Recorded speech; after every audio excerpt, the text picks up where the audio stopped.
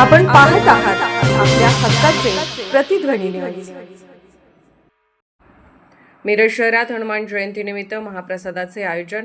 प्रतिवर्षाप्रमाणे यंदाही मिरज शहर पोलीस निरीक्षक यांच्या निवासस्थानी असलेल्या मारुती रायाच्या मंदिरात हनुमान जयंती उत्साहात साजरी करण्यात आली। हे मंदिर पोलीस निरीक्षक मदन चव्हाण आणि सन 1991 मध्ये बांधले असून दरवर्षीप्रमाणे यंदाही पोलिसांच्या वतीने महाप्रसादाचे आयोजन करण्यात आले होते। हनुमान जयंतीनिमित्त सकाळी मारुती रायाचा जन्मकाळ उत्सव भक्तिभावाने साजरा करण्यात आला।